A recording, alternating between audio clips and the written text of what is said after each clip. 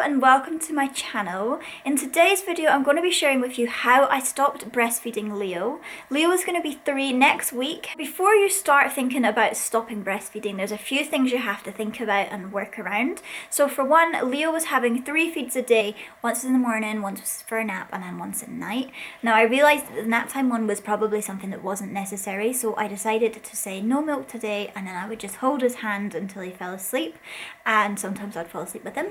And then that was fine for a long time and I was happy like that. But then I decided that I wanted him to start sleeping independently through the night, and I know that the only reason he was waking up during the night was because he had a sleep association from me feeding him to sleep. So I worked really hard to break that habit, and it took about 2 weeks to perfect, and I have made a video all about how I done it, which I will link below for you. It's a very gentle approach and he didn't cry it out, which I'm really happy with. It was a very slow, take it by his steps and see how he's feeling, and yeah, it's all in the video. After I managed to successfully get him to fall asleep independently without being fed to sleep, of course, I was then like, okay, I'm happy. Everything improved. He started sleeping through the night. Once you've got rid of the nap time feed and you've also managed to get them to fall asleep independently, then it's really up to you when you're starting to feel like you're ready to say goodbye to this journey. It's quite an emotional thing to do, really, to say goodbye to such a special, close bond that you have with each other. So it's just really waiting for the time where you're like, I think I've had enough. For me, Leo's been like biting me quite often, like more often than not, and my back gets really sore because he's just so heavy to like hold up there, you know. One of the things that I done was I switched places with my husband. So he would read the stories and I would do other things, and then we introduced the big boy milk, which is really just oat milk with a glass and one of our stainless steel straws, which he's super excited to use because he thinks they're very cool. And we made a big deal out of it, like, wow, this is your big boy milk now, you're a big boy. And it kind of came around with the potty training as well, because now that he's a big boy potty training, he's a big boy with his big boy milk. And it took about 3 days before he wasn't slightly emotional about this transition, and now he asks for his big boy milk.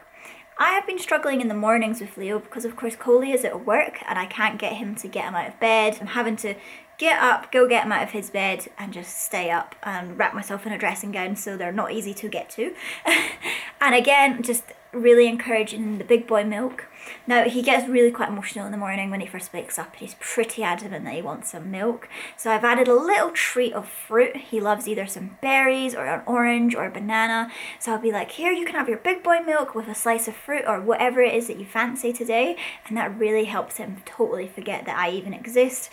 And it just really helps with the transition. Not recommend cutting out the breast if your child is currently teething or if they're currently under the weather. You're a very important part for them, one for vitamins and another for comfort. So at a time of need when they're feeling a bit under the weather, I would seriously recommend holding off for a few weeks until they're better, and then you can maybe decide to slow down the breastfeeding and cut it out. Another option is maybe you could cut out 1 feed at a time. Maybe me going cold turkey was a bit extreme, so maybe cutting out the one that you feel would most be okay first, and then after a few weeks you can cut out the next one. It really is about your child and what you feel will work for them and what will work for you as well.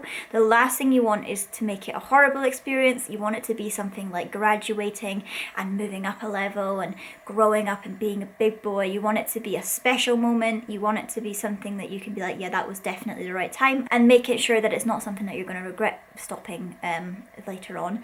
You'd be like, oh, I definitely wasn't ready, you know, and you beat yourself up about it. You don't want to do that. So yeah, I think 3 is a really good age. I know that some people breastfeed much longer, and I think I would have been one of those ones, but I just feel I'm ready, you know. He's ready, I'm ready, and we're ready. So when it comes to the mum, when you stop breastfeeding, my boobs were sore for about 2 days. Like really, like, you know, mastitis-y, but not that bad. They were just a bit like achy.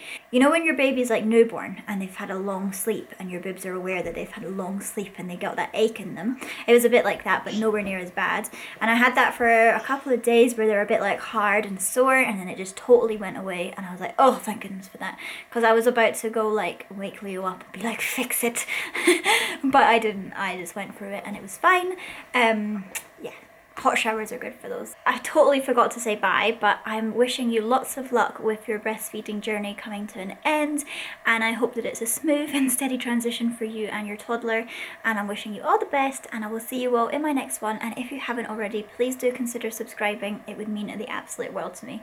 So on that note, I'll see you all in the next one. Bye! Bye.